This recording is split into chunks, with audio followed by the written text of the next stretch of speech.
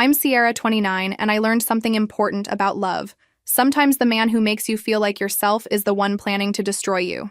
2 years ago, I met Gabriel in a bookstore in downtown Boston. Not some cute meet cute where we reached for the same book. No, I was the CEO of my father's tech company, wearing a power suit after a brutal board meeting, and he was the French guy in worn jeans reading poetry in the corner. He looked up, smiled, and said something in French that sounded beautiful. I had no idea what it meant, but I was hooked. Where are you watching from today? Drop your location in the comments below and hit that like and subscribe button if you've ever felt completely out of your depth in love. You'll definitely want to stick around for what happened next. Let me back up and tell you how I got here. My life before Gabriel was all spreadsheets and shareholder meetings. I inherited my father's company when I was 26, after he passed from a sudden heart attack. Everyone expected me to fail. A young woman running a tech firm? The vultures were circling. But I proved them wrong. I worked 18-hour days, learned every department, and grew the company by 40% in 3 years. Dating was a disaster. Men were either intimidated by my success or interested in my bank account. I lived in a beautiful house worth $1.5 million, but I ate takeout alone most nights. My best friend Claire kept setting me up on blind dates with corporate types who spent dinner talking about themselves. I was lonely in a way that money couldn't fix. Then came Gabriel. He was different from the start. We talked for 3 hours in that bookstore about everything except business. He told me about growing up in Lyon, about his love for literature and art. He was intelligent, thoughtful, and he didn't seem intimidated by me at all. When I told him what I did for a living, he just nodded and asked if I enjoyed it. Not how much I made or what kind of car I drove. Did I enjoy it? Our first date was a picnic in Boston Common. He brought wine, cheese, and a book of French poetry. We watched the sunset and he read to me in French, then translated. It was the most romantic thing anyone had ever done for me. I was used to expensive restaurants and men trying to impress me with their connections. Gabriel impressed me with his mind and his heart. The relationship developed naturally over the next year. He introduced me to small jazz clubs, outdoor concerts, and hidden restaurants I'd never noticed despite living in Boston my whole life. We went to museums, took walks along the Charles River, and spent lazy Sundays reading together. He accepted expensive gifts gracefully when I wanted to spoil him. A nice watch for his birthday, a leather jacket for Christmas. He never seemed offended or insecure about our financial difference. There was just one thing that concerned me: his obsession with immigration. Gabriel was in the US on a work visa, and he worried constantly about it. We couldn't go to the airport without him getting anxious. Police cars made him nervous. He checked his documentation obsessively. At first, I thought it was normal immigrant anxiety. Now, looking back, I see it differently. 8 months ago, he proposed. We were at the same spot in Boston Common where we'd had our first date. He got down on one knee with a simple but beautiful ring and said he wanted to spend his life with me. Then he added, almost as an afterthought, that marriage would also solve his immigration worries. He'd finally feel secure in this country with me by his side. I said yes. I was in love, and I told myself the immigration comment was just honesty. He was being practical. That's what I liked about him, right? He was real. The moment I accepted his proposal, an idea formed in my mind. I wanted to surprise him on our wedding day by saying my vows in French. It would be romantic, meaningful, a gesture showing how much I cared about his culture and heritage. I'd been taking basic French lessons years ago but never got far. This time would be different. I found the best private French tutors in Boston and committed to an intensive program. 6 months of study, 3 times a week, plus daily exercises and immersion apps. I told Gabriel I was taking extra business courses, which wasn't entirely untrue since I did those too. But my real focus was French. The learning process was grueling. French grammar made my head spin. The pronunciation felt impossible at first. My tongue couldn't make the right shapes for the sounds. But I was determined. I've never been someone who gives up easily. You don't become CEO at 26 by quitting when things get hard. My main tutor was Louis, an American with French parents who'd lived in Paris for 15 years. He was patient, encouraging, and had a gift for making complex concepts understandable. He worked with me on everything from basic vocabulary to cultural nuances. We practiced conversations about daily life, literature, feelings. He wanted me to really understand the language, not just memorize phrases. After 6 months of intensive study, with 2 months still to go before the wedding, I was nearly fluent. I could watch French films without subtitles, read French novels, and hold complex conversations. I was so proud of myself. Gabriel had no idea. I imagined his face when I started speaking his language at the altar. I thought it would be the perfect beginning to our marriage. 1 week before the wedding, Gabriel told me his mother was finally coming to visit. Colette lived in a small town in rural Vermont after immigrating years ago. She and Gabriel were very close, but the distance meant I'd only met her once briefly over video chat. She seemed nice enough, if a bit reserved. Gabriel was excited to have her stay with us and meet me properly before the wedding. I prepared everything for her arrival. I had the guest room cleaned, bought her favorite wine that Gabriel mentioned, and planned meals around foods he said she loved. I wanted to make a good impression. She was going to be my mother-in-law. After all, family was important to Gabriel, and I wanted her to like me. The day before our wedding, Gabriel suggested bringing his mother to my house for dinner. Just the three of us, he said. A quiet family evening before all the wedding chaos. I thought it was a lovely idea. I prepared a beautiful meal, set the table with my good china, and bought flowers for the centerpiece. They arrived at 7. Colette was an elegant woman in her 60s with Gabriel's same dark eyes. She kissed my cheeks in greeting and complimented my home in accented English. Throughout dinner, she was charming. She asked about my work, my family, my interests. She seemed genuinely interested in getting to know me. I started to relax, thinking this was going well. Then, about halfway through the meal, Colette turned to Gabriel and said something in rapid French. I kept smiling, cutting my chicken, acting like I didn't understand. But every single word hit me like a physical blow. Cette vache stupide est si naïve, she said, looking around my dining room with calculating eyes. This stupid cow is so naive. Gabriel laughed and responded in French, agreeing with her. My hands didn't shake. I kept smiling. I kept chewing. But inside, my world was ending. Colette continued speaking in French, clearly believing I couldn't understand a word. Elle sera parfaite pour toi, Gabriel. Une fois que tu auras la carte verte, tu pourras divorcer et garder une partie de sa fortune. She will be perfect for you, Gabriel. Once you get your green card, you can divorce her and keep part of her fortune. I reached for my wine glass with a steady hand and took a sip. My face showed nothing. Years of board meetings and hostile negotiations had taught me how to control my expressions. Meanwhile, my mind was racing, processing every implication of what I was hearing. Gabrielle responded enthusiastically in French. Je me suis bien débrouillée, n'est-ce pas? Elle paye pour tout, ne pose jamais de questions, et elle est tellement amoureuse qu'elle ne voit rien. I did well for myself, didn't I?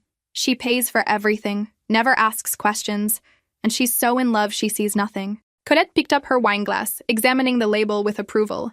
Cette maison vaut combien? How much is this house worth? 1,5 million. Gabriel answered proudly. 1.5 million. His mother smiled. Après le divorce, tu pourras prendre au moins la moitié. Avec un bon avocat, peut-être plus. Les juges américains sont généreux avec les immigrants. After the divorce, you can take at least half. With a good lawyer, maybe more. American judges are generous with immigrants. I cut another piece of chicken, chewed, swallowed, smiled, asked in English if anyone wanted more wine. Colette accepted graciously. Gabriel kissed my cheek and called me mon amour while I refilled his mother's glass. The rest of dinner passed in a blur. I heard everything they said in French. Every cruel observation about my naivety, every calculation about my assets, every joke about how easy I was to manipulate. Gabriel mentioned that I'd already put his name on my house deed as a wedding gift. I had done that last week, thinking it was romantic. Now I realized it was part of his plan all along. They discussed timing. Gabriel wanted to stay married for at least 2 years to avoid suspicion. Colette suggested 3 would be safer for immigration purposes. They talked about a woman named Isabel back in Lyon who was waiting for him. Apparently, Gabriel had a girlfriend in France who knew about this whole scheme. They laughed about how I'd bought him expensive gifts, paid for our vacation to California, and never questioned why he didn't contribute more financially. Elle pense que tu es juste un artiste pauvre avec des principes, Colette said mockingly. She thinks you're just a poor artist with principles. C'est exactement l'image que je voulais donner, Gabrielle replied. That's exactly the image I wanted to give. I served dessert, a chocolate tart from Gabriel's favorite bakery. I'd picked it up that morning, wanting everything to be perfect. They complimented it in English while continuing their French conversation about my stupidity. Finally, around 10 o'clock, Gabriel announced they should leave. He was staying at a hotel with his mother since tradition said we shouldn't see each other the night before the wedding. How romantic I had thought when he suggested it. Now I understood he probably just wanted privacy to celebrate his successful con. I walked them to the door. Gabriel pulled me close and kissed me tenderly. I can't wait to marry you tomorrow, he whispered in English. You've made me the happiest man alive. I smiled up at him. I can't wait either. Colette hugged me, her embrace warm and motherly. Welcome to our family, ma chérie, she said in her accented English. They stepped onto my front porch. Gabriel was reaching for his car keys. Colette was adjusting her scarf, and I made my decision. 2 years of my life, 8 months of planning. 6 months of secret French lessons, all leading to this moment. I spoke clearly in perfect French with the accent Louis had worked so hard to teach me.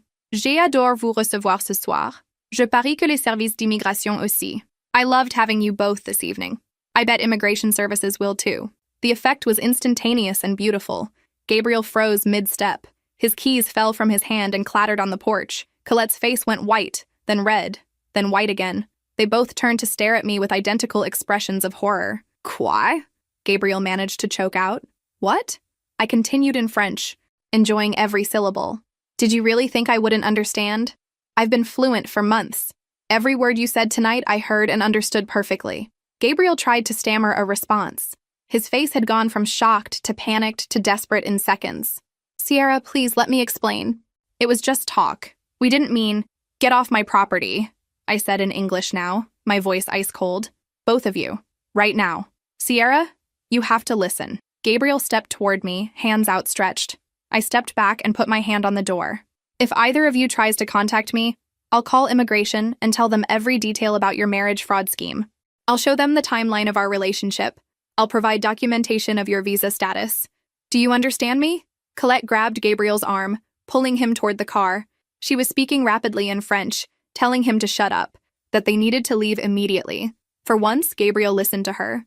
I watched them practically run to his car. Gabriel fumbled with the keys, dropping them twice before successfully unlocking the doors. They sped out of my driveway like criminals fleeing a crime scene, which, I suppose, they were.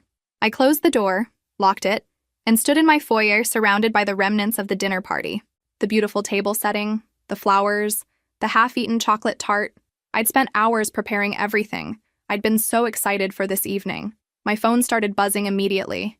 Gabriel calling. I declined. He called again. Declined. A text appeared. Please, Sierra, this is all a misunderstanding. Let me explain. Don't do anything crazy. I blocked his number. Then I blocked Colette's number, though she hadn't tried to contact me yet. More texts came through before the block took effect. I love you. We can fix this. Don't call immigration, please, I'm begging you. Think about what you're doing. This will ruin my life. Good, I thought. That's exactly the point. I walked through my house, looking at everything with new eyes. The photos of us together, all lies. The books he'd given me, props in his performance. The corner where he'd proposed, a calculated manipulation. 2 years of my life given to a man who saw me as nothing more than a green card and a paycheck. Have you ever had the person you loved most reveal themselves as a complete stranger? I didn't sleep that night. I sat at my kitchen table with a bottle of wine and my laptop, systematically canceling a wedding that was supposed to happen in less than 24 hours. The venue, I called and explained there was an emergency. They were surprisingly understanding, probably because I'd paid in full months ago. They offered to reschedule. I said no thank you, I'd just like to cancel completely. They agreed to refund half the deposit, which was more than I expected. The caterer. Another late-night call, another fabricated emergency, another partial refund. By now, I'd perfected my story. Family emergency, can't be helped, so sorry for the inconvenience. The photographer, the florist, the band, the cake maker, the rental company. One by one, I called them all. Some were annoyed about the short notice. Most were sympathetic. A few seemed to sense there was more to the story but didn't pry. By 4 a.m, I'd successfully dismantled an entire wedding. The guest list was more complicated. I couldn't call 80 people at 4 a.m. Instead, I composed a brief email. Due to unforeseen circumstances, the wedding of Sierra Mitchell and Gabriel Rousseau scheduled for tomorrow has been canceled. We apologize for any inconvenience. No gifts, please. I hit send and watched the message disappear into the night. Somewhere out there, my friends and family would wake up to this news. They'd be shocked, confused, worried. I'd deal with their questions later. Right now, I had more important things to do. At 5:30 a.m., I called the immigration tip line. A bored-sounding woman answered and took my information. I explained that I had reason to believe Gabriel Rousseau, a French national, had attempted to enter into a fraudulent marriage for the purpose of obtaining a green card. I provided his full name, date of birth, current address, visa information, and a detailed account of the previous night's conversation. Do you have any evidence of this scheme? The woman asked, suddenly more interested. I have text messages where he mentioned the immigration benefits of our marriage. I have witnesses who heard him discuss his visa concerns constantly. I have documentation showing the timeline of our relationship and his proposal. And I have my own testimony of the conversation I overheard in French. The woman took extensive notes. She explained that they'd open an investigation and might contact me for additional information. If Gabriel applied for any immigration benefits based on our relationship, the application would be flagged. If he tried to marry someone else quickly, that would raise red flags too. Essentially, I'd just put him on a watch list. "Thank you for reporting this," she said before we hung up. "Marriage fraud is a serious issue." I made coffee as the sun came up. My phone was buzzing constantly now. Gabriel had apparently tried calling from different numbers when he realized I'd blocked him. I blocked each new number as it appeared. He switched to emailing. The messages became increasingly desperate. "Sierra, please just talk to me. This is all a huge misunderstanding." My mother was joking, and I was playing along. "You know how French humor is. We didn't mean any of it. I love you. I've always loved you. Yes, I mentioned immigration, but that's not why I want to marry you. The green card is just a benefit, not the reason. You're making a terrible mistake. We can work through this. Every couple has problems. Don't throw away 2 years over one bad night. I'm coming to your house. We need to talk face to face. You can't just end everything like this." That last message made me call my security system company and add an alert. If Gabriel showed up, the police would be notified immediately. I wasn't taking any chances. Claire called at 7. "Sierra, what happened? I just got your email. Are you okay?" I told her everything. The French lessons, the dinner, the conversation I'd understood, the cancellation of the wedding. She listened without interrupting, which I appreciated. When I finished, there was a long silence. "Holy shit," she finally said. "Sierra, I'm so sorry. I can't even process how awful that is. Are you okay? Do you want me to come over?" "I'm okay," I said, and I actually meant it. I felt numb, yes, but also strangely calm. "I just need some time alone to process everything. If you need anything at all, call me, day or night. I mean it." We hung up, and I stared at my phone. More emails from Gabriel. I deleted them without reading. My mother called. I let it go to voicemail. She called again. I turned off my phone entirely. The next few hours were spent in a strange, productive haze. I went through every room of my house, removing traces of Gabriel. His clothes, his books, his toiletries. Everything went into boxes. I called a charity to pick them up that afternoon. His name was on my house deed, as he'd mentioned to his mother. I contacted my lawyer to start the process of removing it. "This will take a few weeks," my lawyer warned. "Since you're not married yet, it's simpler than a divorce. But there's still paperwork. Just get it done," I said, "whatever it costs." I changed my locks. I changed my security codes. I changed my garage door opener. I erased Gabriel from my life with methodical precision. Each item I boxed up, each lock I changed, each number I blocked, it felt like reclaiming something that had been taken from me. The charity came for the boxes at 2. The locksmith finished at 3. By evening, my house looked like Gabriel had never existed, except for the photos, which I couldn't bring myself to take down yet. Those could wait. I finally turned my phone back on at 8. 53 missed calls, 67 text messages, 42 emails. I didn't read any of them. Instead, I called Louis, my French tutor. "Sierra, I was worried when you missed your lesson today. Is everything all right?" I explained briefly. The wedding was canceled. The relationship was over. But I wanted to continue my French lessons. In fact, I wanted to intensify them. I'd come this far with the language, and I wasn't going to waste all that progress. "Of course," Louis said immediately. "We can absolutely continue. Actually, if you're serious about advancing your French, I have a suggestion. In 6 months, I'm leading a cultural immersion trip to France. Small group, 2 weeks, we tour Paris and the Loire Valley while practicing conversational French. It might be exactly what you need. A trip to France." The idea appealed to me in a way I didn't quite understand yet. Something to look forward to. Something to work toward that had nothing to do with Gabriel. "Tell me more," I said. The first week after canceling the wedding was brutal. Not because I missed Gabriel, which surprised me. I'd thought I'd be devastated. Instead, I was angry, furious at him for the deception, but even more furious at myself for not seeing it sooner. The signs had been there. His constant anxiety about immigration wasn't just normal concern, it was obsession. His perfect acceptance of my wealth wasn't enlightened attitude, it was calculated targeting. His romantic gestures, all the picnics and poetry, weren't genuine expressions of love. They were investments. Free ways to make me fall for him while planning to take everything I had. I threw myself into work with an intensity that worried even my most dedicated employees. I arrived at the office at 6 and stayed until 9. I restructured entire departments, launched new initiatives, and personally reviewed every major decision. My assistant started keeping a coffee pot brewing just for me. Boss, you need to take a break, she said gently after I snapped at someone during a meeting. Everyone's worried about you. I'm fine, I said automatically. You're not fine. You just canceled your wedding. It's okay to not be okay. I softened. She was right. I was pushing too hard, trying to outrun feelings I didn't want to face. I'll try to slow down, I promised, though we both knew I probably wouldn't. My French lessons became my therapy. 3 times a week, I met with Louis and practiced conversation. He never asked about the wedding or what had happened. He just taught me about subjunctive mood and regional dialects. The structure and challenge of learning gave me something to focus on besides my anger. During one lesson, about 2 weeks after the canceled wedding, Louis mentioned the France trip again. We have 8 spots and 5 are filled. If you're interested, you should decide soon. What exactly does the trip involve? I asked. We spend the first week in Paris, museums, cafes, walking tours, all conducted in French. Then we take the train to the Loire Valley for the second week. Stay in a small chateau, visit vineyards, practice French with locals. It's full immersion. By the end, most people dream in French. It sounded perfect, exactly the kind of escape I needed. Sign me up, Louis smiled. Excellent. I think you'll love it. And your French is already good enough that you'll get the most out of the experience. As I left that day's lesson, I realized something. I felt lighter. The France trip gave me something to anticipate. 6 months to prepare, to heal, to become fluent enough that I could navigate a foreign country with confidence.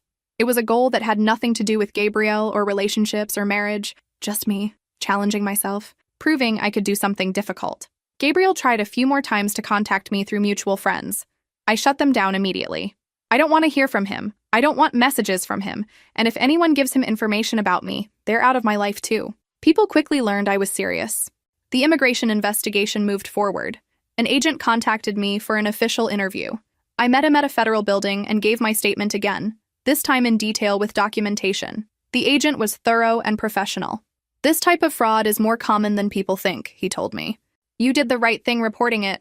He won't be able to use another American for the same scheme now. That gave me some satisfaction. At least I'd prevented Gabriel from hurting someone else the way he'd planned to hurt me. Claire finally convinced me to go out for dinner one evening about a month after the cancellation. We went to our favorite Italian place, and she ordered us both wine before I could protest. Okay, she said once we'd placed our food order. Real talk. How are you really doing? I considered the question seriously. Honestly, I'm angry more than sad. I'm angry that I was fooled. I'm angry that 2 years of my life were a lie. But I'm not heartbroken over losing Gabriel specifically. Does that make sense? Perfect sense, Claire said. You're mourning what you thought you had, not what you actually had. Exactly. And I keep thinking about little things that seemed romantic but were actually red flags. Like how he never wanted to talk about his future plans beyond getting married. Or how he'd get weird if I asked about his past relationships. Or how he discouraged me from learning French now that I think about it. He discouraged you? Claire leaned forward, interested.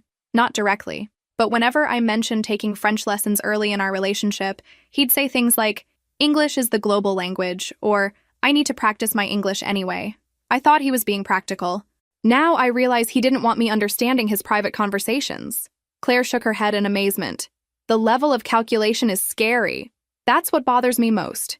It wasn't a spur-of-the-moment decision or a weakness moment. This was a long-term con. He saw me as a mark from the beginning. Our food arrived, and we ate in comfortable silence for a few minutes. Then Claire asked, So what now? Are you swearing off men forever? I laughed. No, but I'm not looking either. Right now, I just want to focus on me. The company, my French, my trip to France. Maybe after that, I'll think about dating again. You're going to France? I told her about the immersion trip. Her face lit up with genuine excitement. Sierra, that's amazing. That sounds like exactly what you need. A complete change of scenery, new experiences, and you'll come back with a cool skill. That's what I'm hoping. As we finished dinner, Claire reached across the table and squeezed my hand. I'm proud of you, you know. A lot of people would have fallen apart after what you went through, but you're handling it with so much grace. I don't feel very graceful, I admitted. Trust me, you are. You're taking a horrible situation and turning it into something positive. That takes real strength. Walking to my car after dinner, I realized Claire was right. I was handling this. Maybe not perfectly, but I was moving forward instead of staying stuck in anger and betrayal. The pain was still there, but it was becoming more manageable. Less sharp, more like a dull ache I could live with. The next few months fell into a routine. Work consumed my days. French lessons filled my evenings. I started exercising again, something I'd neglected during the wedding planning. I reconnected with friends I'd lost touch with while focused on Gabriel. Slowly, piece by piece, I rebuilt my life into something that felt more authentically mine. Louis and I developed an easy friendship through our lessons. He was American, which made him easier to talk to than Gabriel had been. No visa concerns, no language barriers, no hidden agendas. Just a straightforward guy who loved French culture and teaching. We sometimes went overtime on our lessons, talking about French literature or debating the best cafes in Paris. "You've made remarkable progress," he told me during one session, about 4 months after the canceled wedding. "Your accent is nearly perfect, and your vocabulary has expanded significantly. You're going to thrive in France." "Thanks to you," I said sincerely. "You've been an incredible teacher. You've been an ideal student. You work hard, you practice, you don't give up when things get difficult. That's rare." Something in his tone made me look at him more carefully. Was he flirting? No, probably just being encouraging. I pushed the thought away. I wasn't ready to read romance into innocent interactions. But over the next few weeks, I noticed small things.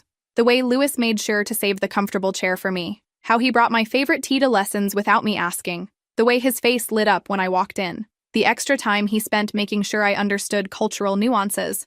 One evening, as I was packing up after a lesson, he said casually, "You know, I think you're going to love the Loire Valley portion of the trip.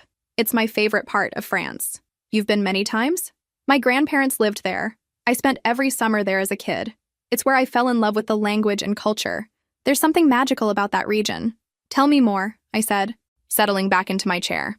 He did. He told me about the chateau, the vineyards, the small villages where time seemed to stand still. He described the food, the light, the way the Loire River looked at sunset. His passion was infectious. By the time he finished, I was even more excited about the trip. 2 more months, he said, checking his calendar. "You'll be there before you know it." As I drove home that night, I realized I was smiling, not because of Gabriel being gone, but because I was genuinely looking forward to something. The France trip represented a new chapter, a chance to use the French I'd learned for its original purpose, not to surprise a fiancé, but to experience a culture I'd come to love through studying its language. The 5th month after the canceled wedding brought an unexpected development. Gabriel tried one last time to contact me, but not directly. My lawyer called to inform me that Gabriel's attorney had sent a letter requesting a meeting to discuss settlement of shared assets. "What shared assets?" I asked, already knowing the answer. "He's claiming that because his name was on your house deed, albeit briefly, he's entitled to compensation for his interest in the property. It's a ridiculous claim legally, but his lawyer is trying. So he's moved from marriage fraud to extortion." "Essentially, yes, though they're framing it as a legitimate property dispute." I felt that old anger flare up again. Even now, months later, Gabriel was still trying to take from me. Tell his lawyer to go to hell. Politely, legally, but firmly. My lawyer chuckled. "I'll draft an appropriate response. Don't worry. He has no case. This is just a desperate attempt to get something out of you." The letter made me realize I hadn't fully processed my anger. I was functioning, yes. Working, learning French, making plans. But underneath, I was still furious about the betrayal. I decided to talk to someone professional about it. The therapist I found specialized in trauma from betrayal and deception. Dr. Chen was a calm, thoughtful woman who let me vent for most of our first session without interruption. When I finally ran out of steam, she asked a simple question. "What did this experience teach you about yourself?" I thought about it. That I'm stronger than I realized. I didn't fall apart. I took action. That's true. What else? That I need to trust my instincts better. Looking back, I had doubts about Gabriel at times, small things that bothered me, but I ignored them because I wanted the relationship to work. That's very insightful. What will you do differently in the future? Pay attention to red flags. Ask questions. Not ignore my gut feelings just because I want something to be true. Over the next few therapy sessions, I worked through the layers of emotion I'd been avoiding. The embarrassment of being fooled. The fear that I couldn't trust my judgment anymore. The sadness over losing what I thought was real love. Dr. Chen helped me understand that Gabriel's deception said everything about him and nothing about my worth. "You were vulnerable and honest," she told me. "He exploited that. Those are his character flaws, not yours." With 1 month until the France trip, my French lessons with Louis took on a different quality. We'd moved beyond grammar and vocabulary into deeper cultural discussions. We talked about French philosophy, cinema, politics. Louis challenged me to think in French, not just translate from English. During one lesson, he brought a French film for us to watch together. "We'll pause periodically and discuss what's happening," he explained. It'll help with your comprehension and colloquial expressions. The film was a romantic drama set in Paris. Beautiful cinematography, complex characters, sophisticated dialogue. About halfway through, there was a scene where the main character discovered her partner had been lying to her. The betrayal was raw and real. I felt my throat tighten. Louis paused the film. You okay? Yeah, just hits close to home, I guess. He nodded, understanding without needing details. We can watch something else if you prefer. No, it's fine. Actually, it's good. Cathartic, maybe. We continued watching. By the end, the main character had rebuilt her life and found unexpected happiness in a new direction. Not a fairy tale ending, but a real one. Growth and healing rather than revenge or despair. What did you think? Louis asked as the credits rolled. I think she made the right choices. She didn't let the betrayal define her future. Agreed. Though it must have been incredibly difficult. The hardest things usually are. There was a moment of comfortable silence. Then Louis said, You know, I really admire how you've handled everything. You could have given up on French after what happened. But you didn't. You turned something painful into something meaningful. French wasn't the problem, I said quietly. Gabriel was. True. But still, it would have been understandable to want to distance yourself from anything connected to him. French isn't connected to him anymore. It's mine now. Something I did for myself. Louis smiled. That's a healthy perspective. As our lesson ended, he handed me an information packet about the France trip. Final details. We leave in 4 weeks. I think you're going to have an amazing time. I looked at the itinerary with growing excitement. Paris museums, caf conversations, a cooking class in French, then the Loire Valley with chateau tours, wine tastings, and stays in a converted medieval manor. It looked like a dream. Thank you, I said sincerely, for everything. The lessons, the patience, the encouragement. You've been incredible. It's been my pleasure. You're one of the best students I've ever had. Walking to my car, I felt something I hadn't felt in a long time. Genuine happiness. Not the forced positivity I'd been maintaining, but real contentment. I was healing, moving forward, building something new. The last few weeks before the trip flew by in a flurry of preparation. I bought appropriate clothes, got travel insurance, made arrangements at work for my absence. My assistant was excited for me. You deserve this vacation, she said firmly. No checking emails while you're gone. We'll handle everything. Claire threw me a small going-away party. Just a few close friends, wine, and French food. Everyone toasted to new adventures and fresh starts. One friend asked if I was nervous about traveling to Gabriel's home country. France isn't his, I said simply. It's France's. And now it's mine too. The night before departure, I couldn't sleep. Not from anxiety, but excitement. I was actually doing this. Flying to France, immersing myself in the language and culture, challenging myself in new ways. A year ago, I'd been planning a wedding to a man who didn't love me. Now I was planning an adventure that was entirely my own. I thought about Gabriel briefly, wondered where he was, what he was doing, but the thoughts held no power anymore. He was just a person I used to know, someone who'd taught me painful but valuable lessons. I didn't wish him well, but I didn't wish him harm either. I just didn't care. My phone buzzed with a text from Louis. Ready for tomorrow? Don't forget your comfortable walking shoes. We'll be covering a lot of ground in Paris. I smiled and texted back. Ready. See you at the airport. The flight to Paris was long but uneventful.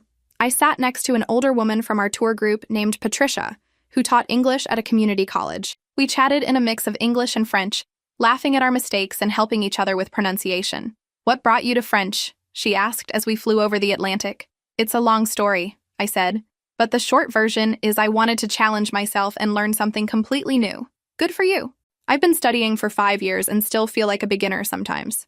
Louis says that feeling never completely goes away. Even native speakers learn new things. Louis is a wonderful teacher, isn't he? So patient and enthusiastic. I agreed, and we spent the rest of the flight practicing conversational French about travel, food, and our expectations for the trip. We landed at Charles de Gaulle Airport in the early morning. Despite the jet lag, I felt energized as we collected our luggage and met the rest of the group. There were 8 of us total. Me, Patricia, a retired couple from Oregon, 2 sisters from Texas, and a young man named Marcus who worked in international business. Louis greeted us with genuine warmth, speaking in French from the first moment. Bienvenue Paris, welcome to Paris. For the next 2 weeks, we'll be speaking primarily French. Don't worry about making mistakes. That's how we learn. The hotel was in the Marais district, a charming neighborhood with narrow streets and historic buildings. My room was small but perfect, with a window overlooking a courtyard. I showered, changed, and met the group for our first activity, a walking tour of the neighborhood conducted entirely in French. Louis was in his element. He pointed out architectural details, told stories about the area's history, and encouraged us to interact with shopkeepers and cafe owners. My French held up beautifully. I ordered a coffee without hesitation, asked for directions in a bookstore, and chatted with an elderly man feeding pigeons in a small park. "Your accent is remarkable," Louis said during a break. "People might actually think you're French." "That's the nicest compliment you could give me." "It's well earned. You've worked incredibly hard." That afternoon, we visited the Louvre. Louis had arranged a private tour in French focusing on lesser-known works. I was overwhelmed by the beauty, the history, the weight of centuries of art surrounding us. Standing in front of a Delacroix painting, I felt tears prick my eyes. Not from sadness, but from joy. I was here, in Paris, understanding and appreciating all of it in a language I'd taught myself. The first week passed in a wonderful blur. We visited museums and monuments, took a boat cruise on the Seine, attended a play at a small theater, and ate at restaurants where I confidently navigated menus and conversations with waiters. Every evening, our group gathered for dinner and discussed the day's experiences in French. I was surprised by how comfortable I felt, how natural the language was becoming. Louis and I often ended up walking together between locations. He'd point out details I might miss, suggest cafes to try on my own time, and share personal anecdotes about his experiences in France. He was easy to talk to, intelligent, and genuinely interested in my thoughts on everything from architecture to politics. One evening, after the group had dispersed following dinner, Louis asked if I wanted to walk along the Seine. "There's a beautiful view of Notre Dame I'd like to show you," he said. We walked in comfortable silence, the city glowing around us. When we reached his viewpoint, I understood why he'd wanted to share it. Notre Dame rose before us, illuminated and majestic despite its ongoing restoration. The river reflected the lights, creating a magical scene. "Thank you for this," I said softly. "The whole trip, but especially moments like this. I'm glad you're enjoying it. You deserve to experience Paris properly." Something in his tone made me turn to look at him. He was watching me with an expression I couldn't quite read. Affection? Interest? Before I could analyze it further, he spoke. "Sierra, I should probably tell you something. I've enjoyed our lessons over the past months immensely, and not just as a teacher. I find myself looking forward to seeing you in a way that's probably not entirely professional." My heart skipped. "Louis, I know the timing might not be right," he continued quickly. "You've been through a difficult experience, and you might not be interested in anything romantic. But I wanted to be honest. I like you, as more than a student." I took a breath, processing his words. Did I feel the same way? Looking at him standing there, vulnerable and honest, I realized I might. The comfort I felt with him, the joy in our conversations, the excitement when I saw him, it was more than just teacher and student. "I like you too," I admitted. I wasn't sure if I was reading things correctly or projecting. He smiled, relieved. "So I haven't completely misread the situation?" "No, you haven't. But you're right about the timing. I'm still processing everything that happened with Gabriel. I don't want to rush into something new before I'm ready." "I understand. I'm not asking for anything immediate. I just wanted you to know how I feel. And that when you are ready, if you're interested, I'd love to explore this further. I appreciate your honesty and your patience." We stood there for a moment, the awkwardness of the confession fading into something warmer. Then Louis said, "Should we head back? We have an early start tomorrow." As we walked to the hotel, I felt something shift inside me. Not love, not yet, but possibility, hope, the beginning of something that might, with time, become meaningful. The second week of the trip took us to the Loire Valley. We traveled by train, watching the landscape change from urban to rural, cities giving way to vineyards and fields. The chateau where we'd be staying appeared like something from a fairy tale. Honey-colored stone, turrets, surrounded by gardens. "This is incredible," Patricia breathed as we pulled up the drive. "Wait until you see inside," Louis promised. He wasn't exaggerating. The chateau had been converted into a small hotel, but retained all its historical charm. My room had a four-poster bed, antique furniture, and windows overlooking rose gardens. I felt like I'd stepped into another century. That evening, Louis organized a wine tasting in the chateau's cellar. A local vintner taught us about Loire Valley wines in French, and I surprised myself by understanding nearly everything. The wines were excellent, the company was warm, and I felt more relaxed than I had in months. As the week progressed, Louis and I continued to connect. We'd have coffee together in the mornings before the group activities, talking about everything and nothing. He told me about his childhood, split between America and France, never quite feeling fully part of either culture. I shared my experiences running the company, the challenges of being young and female in a male-dominated industry. "You're remarkably strong," he said one morning as we sat in the Chateau's garden. "What you've built, what you've overcome, it's impressive. I don't always feel strong. Sometimes I feel like I'm barely holding it together. That's what strength is, though. Continuing, even when it's hard." On our last night in France, the group had a farewell dinner at a local restaurant. We toasted to new friendships, improved French, and unforgettable experiences. I looked around the table at people who'd been strangers 2 weeks ago and now felt like friends. I looked at Louis, who'd been my teacher and was becoming something more. After dinner, Louis and I walked through the small village near the Chateau. The streets were quiet, lit by old-fashioned lanterns. We found a bench near a fountain and sat, neither of us quite ready for the evening to end. "This trip has been transformative," I said quietly. "I came here thinking I was just learning French and seeing France, but it's been so much more than that." "How so?" "I've rediscovered myself. The person I was before Gabriel, but better, stronger, more confident, more open to possibility." Louis reached for my hand, his touch gentle. "I'm glad. You deserve all the good things coming your way." I looked at our joined hands, then up at his face. "When we get back home, I'd like to explore this. Us. If you're still interested." "I'm definitely still interested. I can't promise it'll be easy. I'm still healing, still figuring things out, but I'd like to try. That's all I'm asking for. A chance." He leaned in slowly, giving me time to pull away if I wanted. I didn't want to. Our kiss was soft, tentative, nothing like the passionate intensity I'd had with Gabriel. This was different, honest, real, a beginning rather than a performance. When we pulled apart, I was smiling. "We should probably head back." "Probably," he agreed, but neither of us moved. We sat there for a while longer, holding hands, talking quietly about the future, about continuing my French studies, about his upcoming teaching schedule, about maybe taking another trip to France together someday. Plans built on genuine interest and authentic connection rather than hidden agendas. Flying home the next day, I looked out the window at the clouds and reflected on the past 6 months. I'd gone from planning a fraudulent wedding to discovering a meaningful connection, from being betrayed to being genuinely happy, from feeling like Gabriel's mark to feeling like my own person. I thought about Gabriel briefly and felt nothing. No anger, no pain, no regret. He was just someone who'd been in my life and taught me what I didn't want. What I did want was sitting 3 rows ahead of me on the plane, probably reviewing his teaching materials for the upcoming semester. Louis turned around and caught my eye, smiling.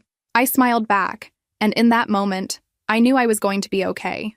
Better than okay. I was going to thrive. Back in Boston, reality hit faster than jet lag. I had a company to run, emails to answer, and apparently a romantic situation to navigate. Fun times.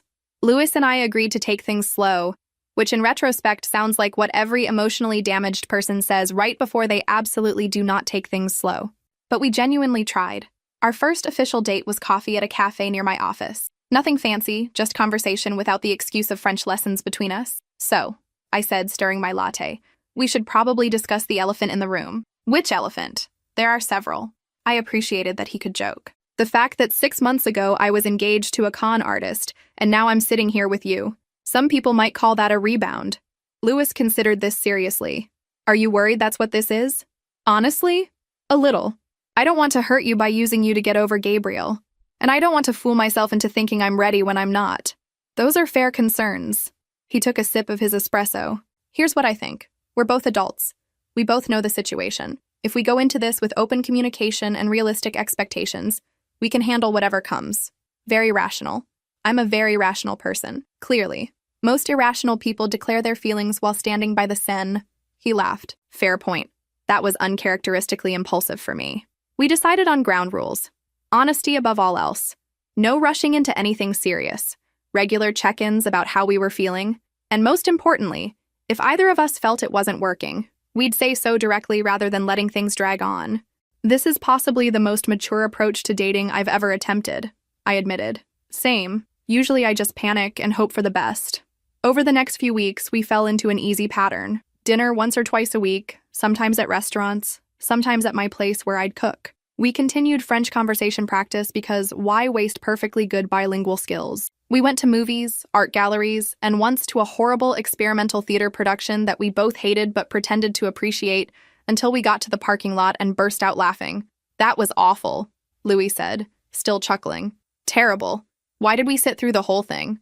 I thought you were enjoying it. I thought you were enjoying it. We laughed until we cried.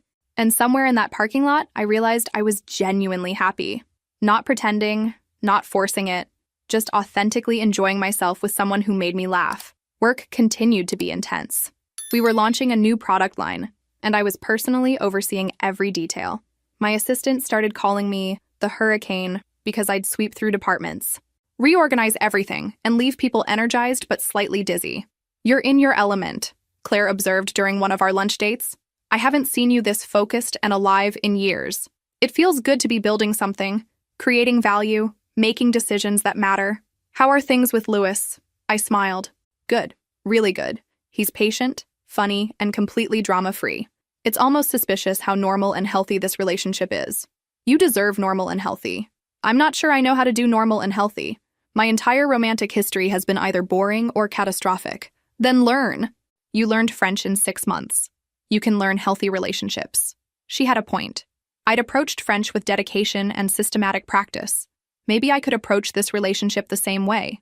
Learn the patterns, practice the skills, gradually improve. Though comparing romance to language learning probably said something about my emotional availability that Dr. Chen would want to discuss. Speaking of Dr. Chen, therapy continued to be helpful. We'd shifted from processing the Gabriel betrayal to examining my broader patterns with trust and vulnerability.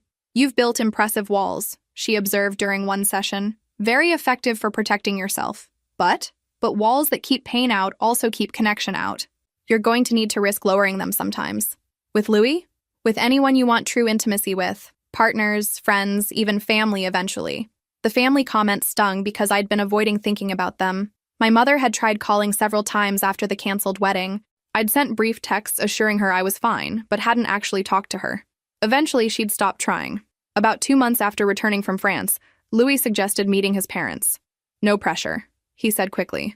"But they're having a family dinner next weekend, and I'd love for you to come if you're comfortable." Meeting the parents. The classic relationship milestone. With Gabriel, I'd never met his father, who'd apparently died years ago, and I'd only met Colette that one disastrous time. This felt significant.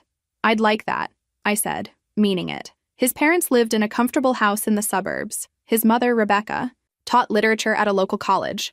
His father, James, was a retired engineer who now built furniture as a hobby. They welcomed me warmly, and I immediately felt at ease. "Louis has told us so much about you," Rebecca said, leading me to the living room. "Your dedication to learning French is impressive. Your son is an excellent teacher. He's passionate about language. Always has been." Dinner was relaxed and full of laughter.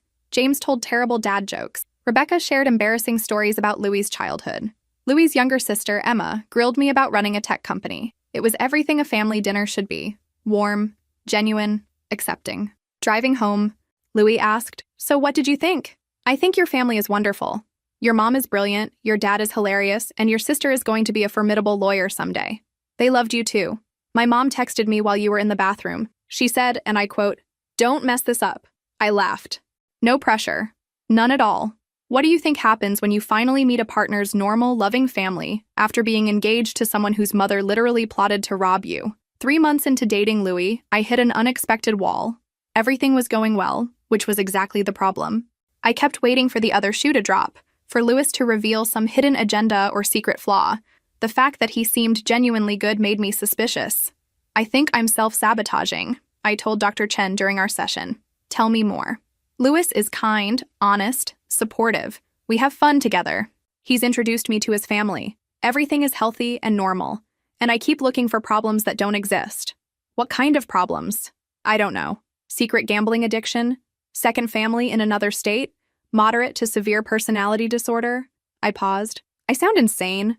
"You sound like someone whose trust was severely violated. Your instinct is to protect yourself by assuming the worst. So how do I stop?" "You practice trusting him in small ways. Pay attention to whether his actions match his words. Notice when he's consistent and reliable.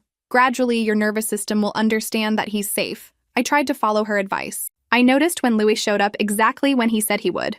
When he listened to my work stress without trying to fix everything. When he suggested we slow down physically because he wanted to make sure I was truly ready.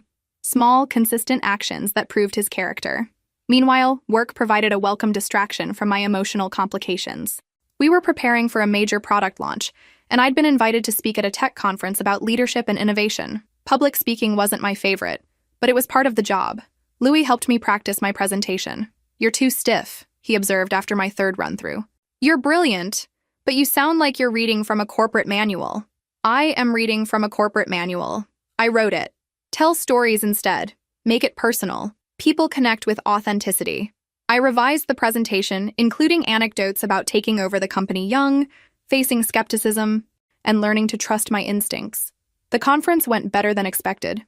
People actually listened, asked thoughtful questions, and several approached me afterward to continue the conversation. One woman, probably in her 50s, shook my hand firmly. "Thank you for that. My daughter is starting her own company, and she needed to hear that it's possible, that she can do it." Moments like that reminded me why I loved my work. It wasn't just about profit margins and market share. It was about building something meaningful and maybe inspiring others along the way. That evening, Louis took me to dinner to celebrate. "You were amazing today," he said, raising his glass. "I'm proud of you." "Thanks, though I'm pretty sure I rambled during the Q&A section. You were thoughtful and engaging. Stop being so hard on yourself. It's kind of my brand at this point." He reached across the table and took my hand. "Sierra, I need to tell you something." My stomach dropped. Here it comes, I thought. The reveal, the confession, the moment everything falls apart. "I'm falling in love with you," he said simply. "I know it's only been a few months, and I'm not expecting you to say it back, but I wanted you to know." Oh, that was not what I'd expected. "Louis, you don't have to respond right now," he interrupted gently. "I just needed to be honest about how I feel." I looked at this man who'd taught me French, taken me to France, introduced me to his family, and supported my healing without asking for anything in return. Did I love him? Maybe, probably, but saying it felt terrifying in a way that had nothing to do with him and everything to do with my own fear. "Thank you for telling me," I said carefully. "I care about you deeply.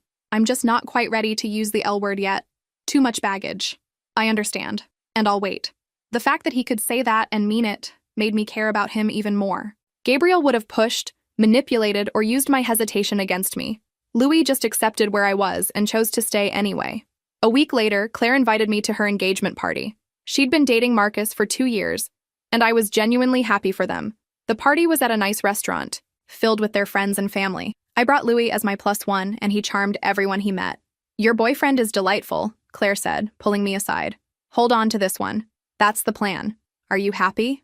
I considered the question. Yes, cautiously, guardedly, but genuinely happy. That's progress. The party was winding down when I saw him, Gabriel, standing near the bar, apparently friends with someone in Marcus's family. Our eyes met across the room, and for a moment I froze. He looked different. Older, tired, less confident. He was alone, no date beside him. As I watched, he downed his drink quickly and ordered another. He looked, frankly, like garbage. And wow, did that feel good to observe. "Is that him?" Louis asked quietly, following my gaze. "Yes. Do you want to leave?" "No." I straightened my shoulders. "I have as much right to be here as he does. More, actually, since these are my friends."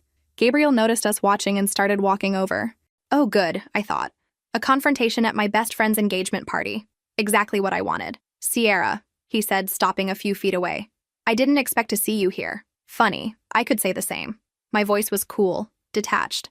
"Are you friends with Marcus?" "His cousin. We met at a soccer league." Awkward silence. Louis stood close beside me, supportive but not possessive. Gabriel's eyes flicked between us, clearly trying to figure out our relationship. "You look well," Gabriel finally said. "I am well." I tried to reach out, to apologize, but you blocked me everywhere. "Yes, I did, because I didn't want to hear from you." He flinched. "I know I messed up. What my mother and I said that night, it wasn't...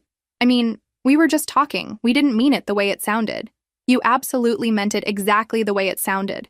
Don't insult my intelligence by pretending otherwise." "Sierra, please. I really did care about you. The immigration thing was just a bonus, not the whole reason." I actually laughed. I couldn't help it. "Gabriel, you literally called me a stupid cow. Your mother described me as naive and gullible. You planned our divorce before our wedding, and now you want me to believe you cared? I made mistakes.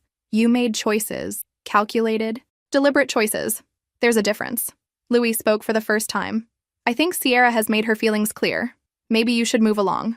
Gabriel looked at Louis with obvious dislike. "And you are?" "Someone who actually respects her." The simple statement hit harder than any dramatic declaration could have. Gabriel's face reddened, but he had no comeback.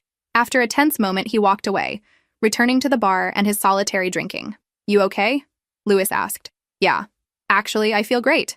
And I did.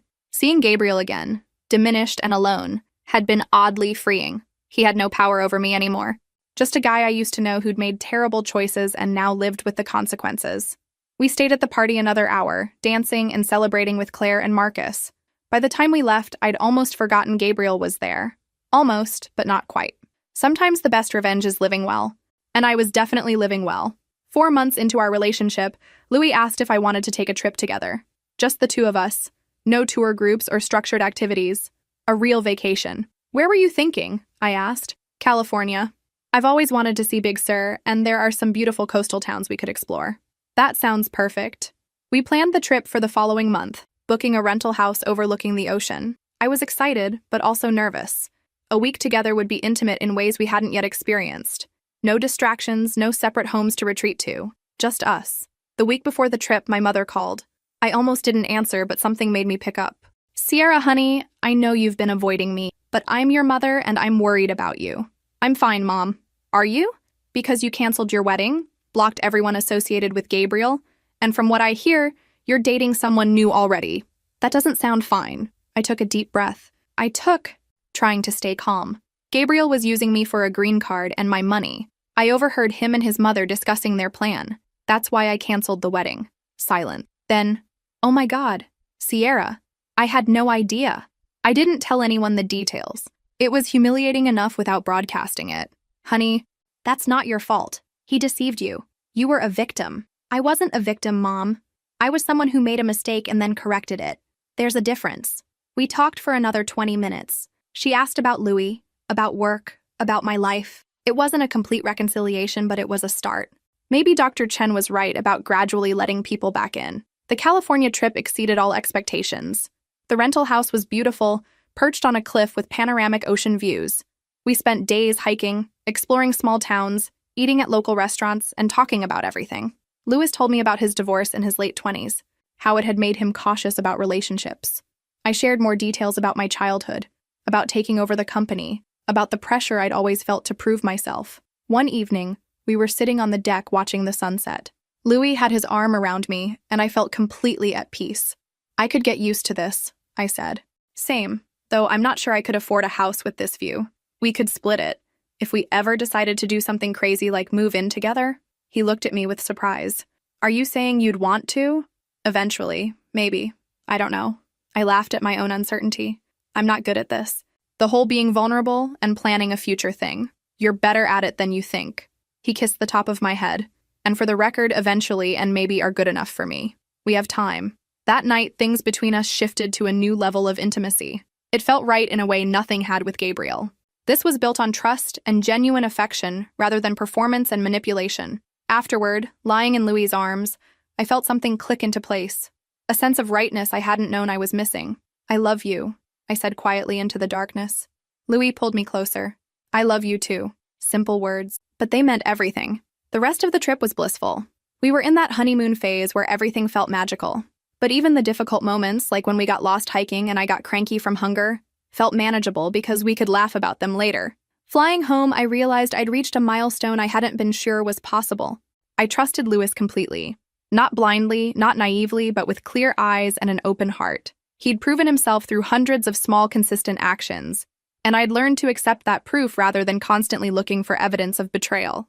Back in Boston, we fell into a routine that felt like a real relationship. He stayed at my place several nights a week. We grocery shopped together, cooked together, fell asleep watching movies together. We met each other's friends. We made plans for holidays and future trips. It was domestic and ordinary and absolutely wonderful. 6 months after we started dating, Louis's lease was up on his apartment. "I could renew," he said casually over breakfast, "or I could not renew." I looked at him across my kitchen table. This man who'd become essential to my daily happiness. "What would you do if you didn't renew?" "I was hoping I could move in here with you if you're ready." Was I ready? A year ago, I'd been planning to marry a con artist. 6 months ago, I'd been healing from that betrayal. Now I was being offered something real with someone genuine. It should have terrified me. Instead, it felt exactly right. "I'm ready," I said. Louis moved in 3 weeks later. We created space for his things. rearranged furniture, and figured out how to navigate sharing a bathroom. There were adjustments, certainly. He was messier than me. I was more particular about kitchen organization, but we worked through each small conflict with communication and compromise. Claire was thrilled. "You're practically glowing," she said during one of our lunches. "This is what healthy relationships look like." It's weird. I keep expecting something to go wrong. Maybe nothing will go wrong. Maybe you just found a good one. Maybe. I smiled. Yeah, maybe I did. Work continued to thrive. The product launch had been successful and we were expanding into new markets. I hired 2 excellent managers to oversee operations, which freed me up to focus on big picture strategy. For the first time, I felt like I had balance between my career and personal life. One evening, about 7 months into living together, Louis and I were cooking dinner when he said, "I have something to tell you." Those words still triggered my anxiety, and he must have seen it on my face because he quickly added, "It's good news. I promise." "Okay, what is it?" "I've been offered a position developing a new French curriculum for a private school. It's a significant step up, better pay, and it would involve some travel to France for research and teacher training." "Louis, that's amazing. Congratulations." "The thing is, the travel would be several weeks at a time. I wanted to make sure you'd be okay with that before I accepted." I thought about it. A year ago, the idea of my partner traveling without me would have triggered all my abandonment issues. Now, I felt confident enough in our relationship to handle his absence. "I think it's a great opportunity. You should absolutely take it." "You're sure?" "Completely sure. We'll make it work." He pulled me into a hug. "Thank you for understanding, and for supporting my career the way I try to support yours." That was the thing about healthy relationships I was learning. They were built on mutual support and trust, not control and manipulation. Gabriel had needed me dependent and unquestioning. Louis wanted me strong and independent. The difference was everything. 1 year after canceling my wedding to Gabriel, I threw myself a party. Not a pity party, an actual celebration. Claire helped me organize it, and we invited all the friends who'd supported me through the aftermath. "What are we celebrating?" someone asked as we raised glasses. "Survival, growth, and really good life choices," I answered. Everyone laughed and toasted. Louis stood beside me, his arm around my waist, and I felt genuinely grateful for how far I'd come. From devastated and betrayed to happy and whole. It had been a hell of a journey. Later that evening, after everyone had left, Louis and I sat on my deck with wine and looked at the stars. "Can I ask you something?" Louis said. "Always. Do you ever regret it?" The whole situation with Gabriel, I mean. If it hadn't happened, we might never have met. I considered this. I regret the pain and the time wasted, but I don't regret the lessons I learned, and I definitely don't regret ending up here, with you. Good answer. What about you? Any regrets about getting involved with someone who came with so much baggage?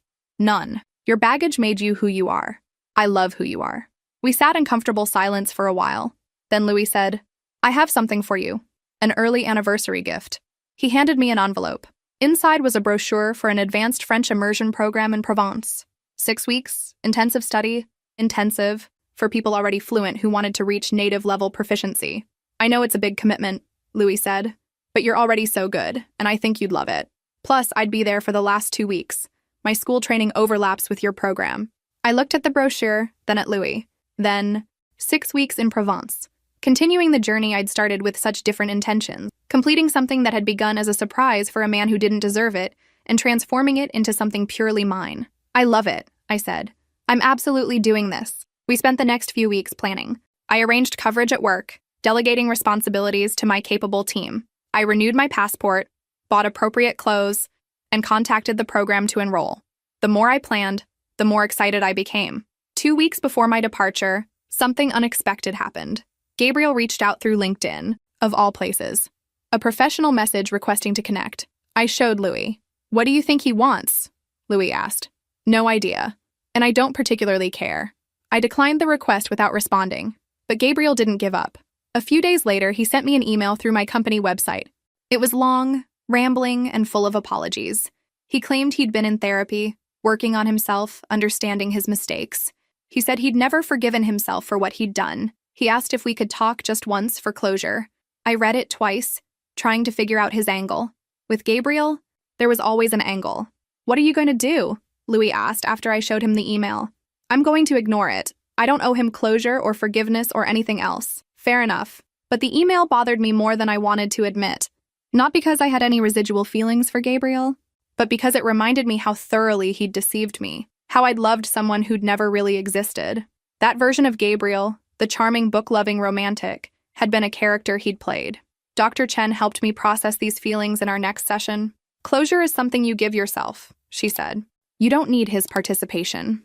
I know, but part of me wants to respond, to tell him exactly how much damage he caused and how little I care about his redemption arc. Would that actually make you feel better? I thought about it. Probably not. It would just give him more of my energy and time, neither of which he deserves. Then you have your answer.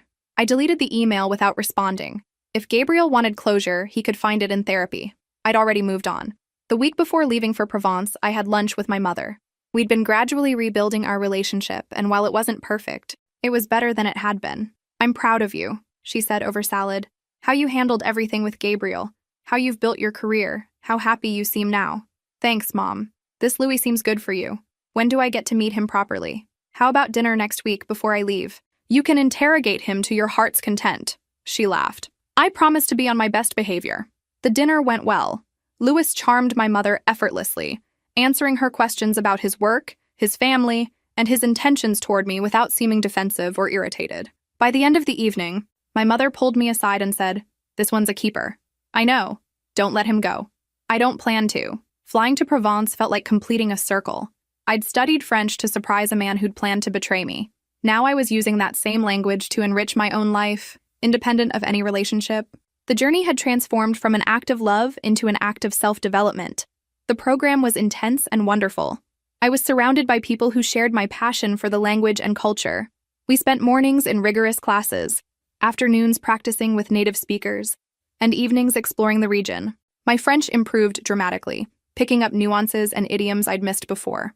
Louis arrived for the last 2 weeks, and we traveled together on weekends while I continued my studies during the week. We visited lavender fields, Roman ruins, and tiny villages where time seemed to have stopped. We ate incredible food, drank local wine, and fell even more in love. One evening, we were having dinner at an outdoor restaurant in a hilltop village. The view was spectacular, the food was perfect, and Louis was looking at me with an expression I couldn't quite read. "What?" I asked, smiling. "I'm just happy. Right here. Right now, I'm completely happy." "Me too." He reached across the table and took my hand. "Sierra, I know this might seem fast, and you can absolutely say no, but I need to ask you something." My heart started racing. Was he going to propose? We'd only been together a year. That felt too soon after everything with Gabriel. "Will you marry me?" Oh God. He was proposing? In France? At a romantic restaurant? While I was having a mild panic attack? Louis? Wait, let me finish. I know you might not be ready. I know marriage is complicated for you after Gabriel.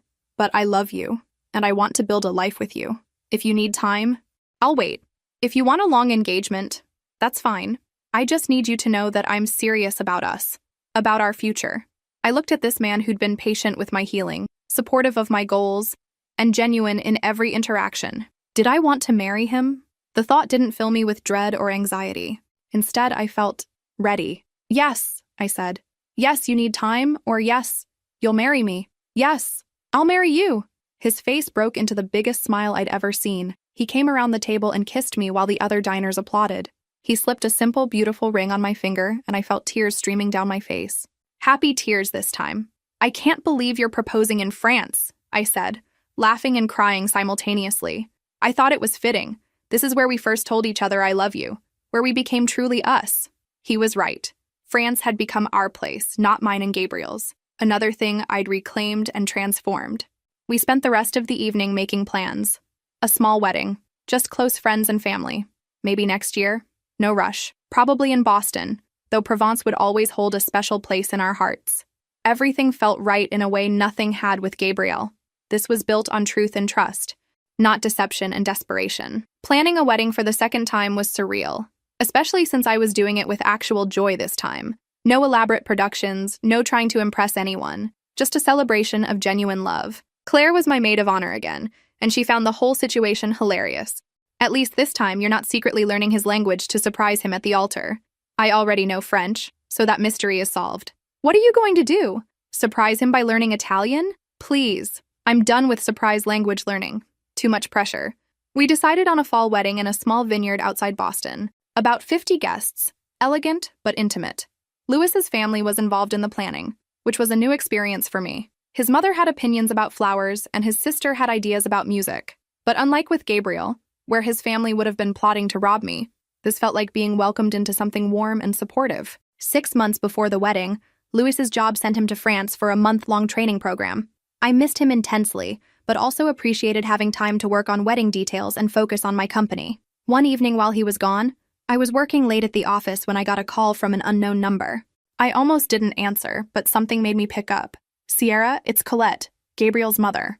I froze. "How did you get this number? I need to speak with you. It's important. Gabriel he's not doing well. That's not my problem. Please, just give me 5 minutes."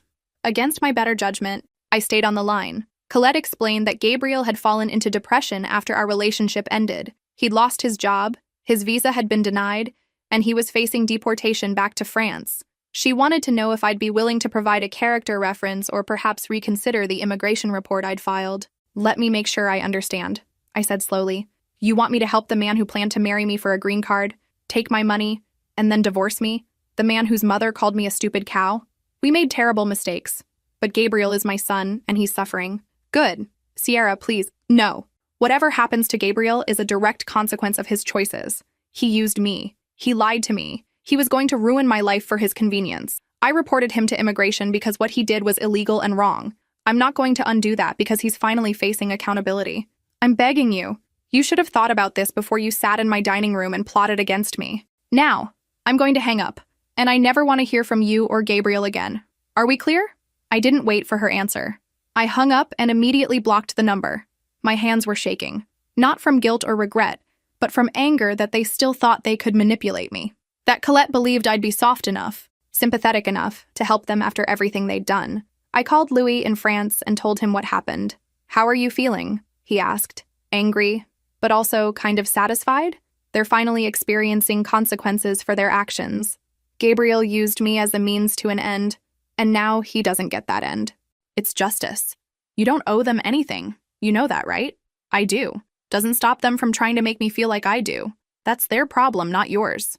After we hung up, I sat in my office for a while, processing the conversation. Part of me wondered if I was being too harsh, if I should show mercy or compassion. But then I remembered that night, listening to Gabriel and his mother laugh about how naive I was, how easy I was to fool, how much money they'd be able to take from me. No, I didn't owe them mercy. They'd shown me none. The incident reminded me why I'd ended up with Louis. He was the opposite of Gabriel in every way.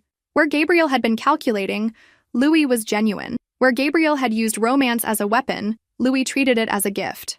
Where Gabriel had seen my success as something to exploit, Louis celebrated it as something to admire. When Louis returned from France, we threw ourselves into final wedding preparations. We wrote our vows together, wanting them to be personal and meaningful. Mine focused on trust, healing, and building something real together. His focused on patience, partnership, and choosing each other every day. 2 months before the wedding, we had our final cake tasting.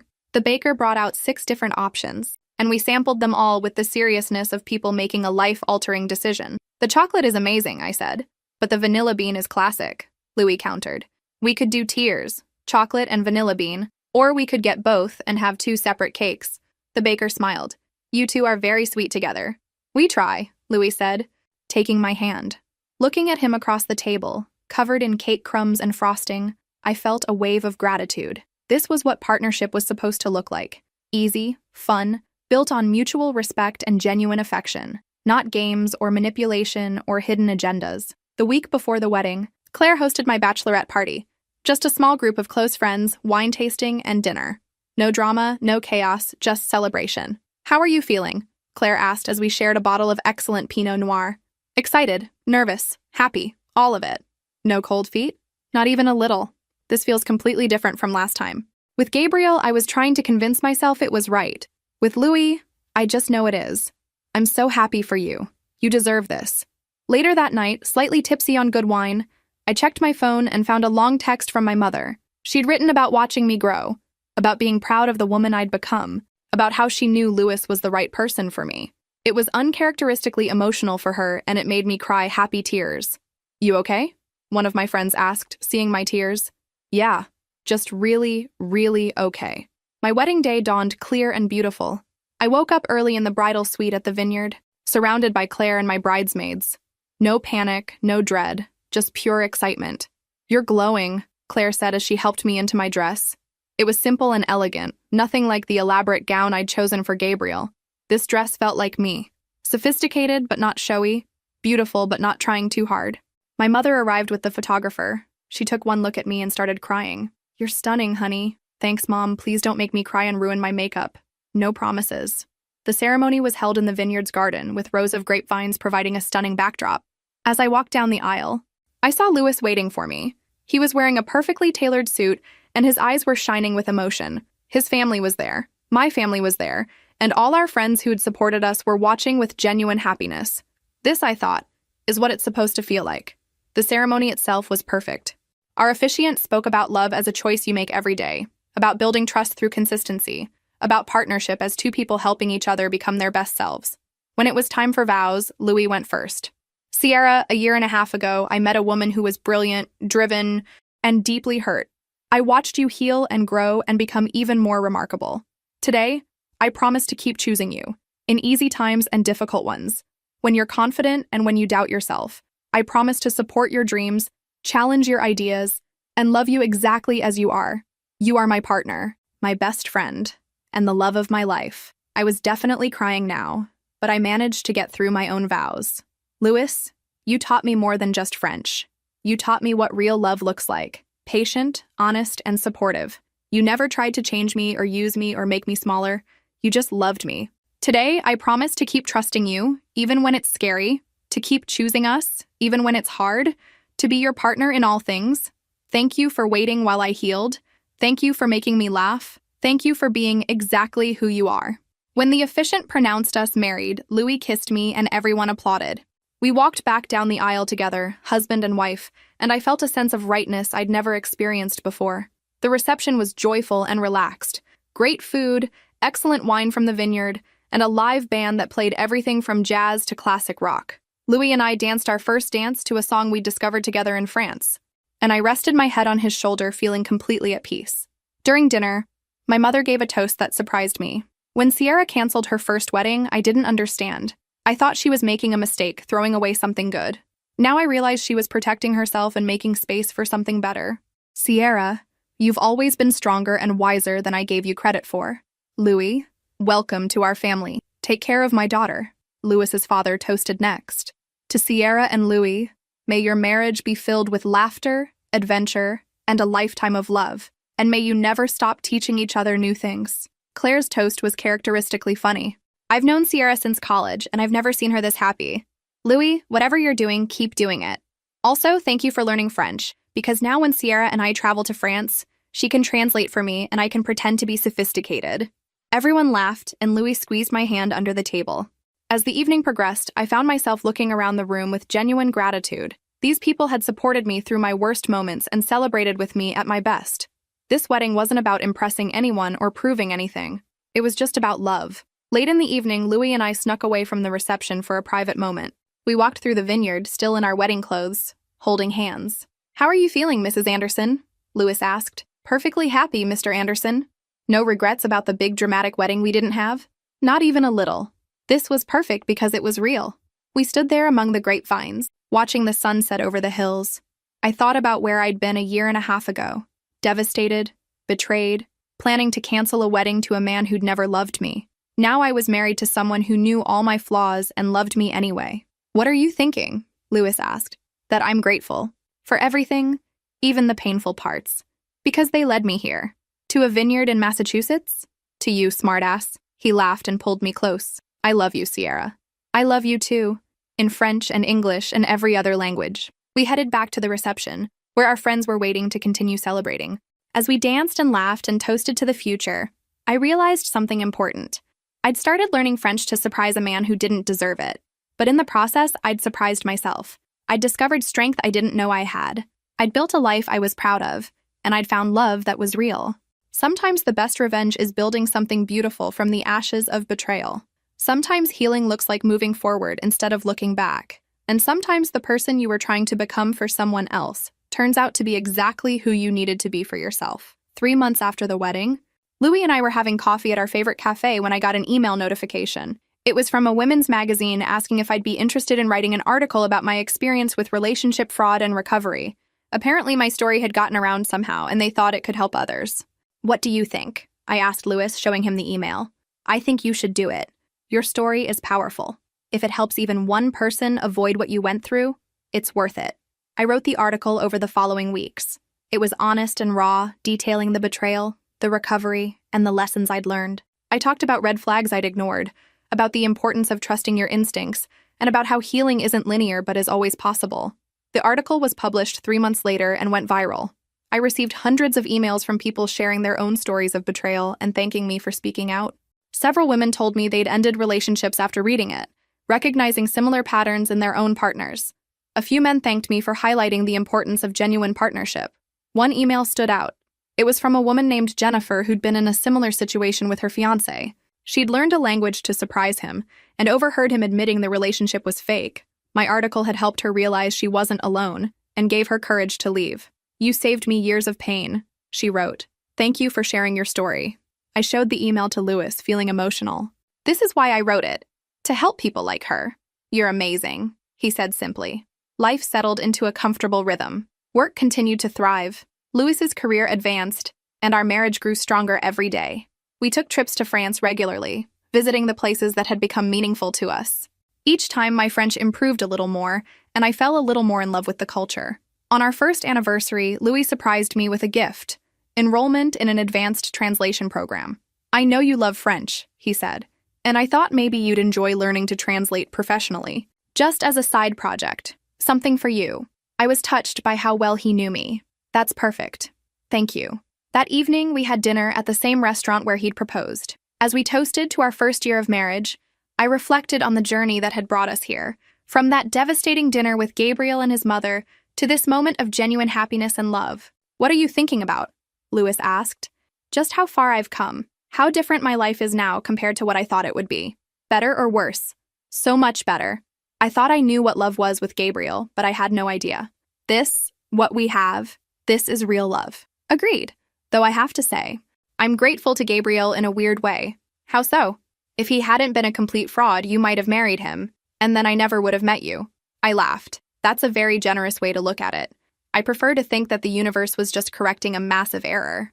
That works too. As we finished dinner and walked hand in hand back to our car, I thought about the woman I'd been on that terrible night when I discovered Gabriel's betrayal. She'd been strong enough to confront him, smart enough to protect herself, and brave enough to start over. I was proud of her, and I was proud of the woman I'd become since then. Learning French had started as a romantic gesture for someone who didn't deserve it, but it had become something so much more. A symbol of my resilience, a doorway to new experiences, and ultimately, a path to real love. Not bad for a few years of verb conjugations and pronunciation practice. "Want to know something funny?" I asked Louis as we drove home. "Always. I almost gave up on French after everything with Gabriel. I almost decided the whole thing was tainted and I should just quit. I'm glad you didn't. Me too. Because if I had, I never would have continued lessons with you. Never would have gone to France. Never would have fallen in love with an actual good human being who happened to teach French. So what you're saying is, I owe my marriage to your stubbornness?" Exactly. My stubbornness and Gabriel's spectacular failure as a human. We both laughed, and I realized I could joke about it now. The pain had transformed into something else. A story I could tell, a lesson I could share, a reminder of my own strength. If you've ever been betrayed by someone you loved, if you've ever felt stupid for trusting the wrong person, if you've ever wondered whether you'll recover from heartbreak, let me tell you, you will. Not immediately, not easily, but you will. And sometimes, when you least expect it, you'll find something better than what you lost. Something real, something honest, something that makes all the pain worth it. That's what I found. And that's what I wish for anyone who's ever had their heart broken by someone who didn't deserve it in the first place. If this story resonated with you, make sure to like and subscribe. Your support helps me continue sharing these difficult but important life lessons. Thank you for listening, and remember, sometimes the best revenge is living well. Really, really well. Preferably while speaking fluent French and married to someone who actually loves you. Life has a funny way of working out when you stop accepting less than you deserve and start building something that actually makes you happy. Gabriel taught me what I didn't want. Louis showed me what I did. And French? French became mine. All mine. And nobody can take that away.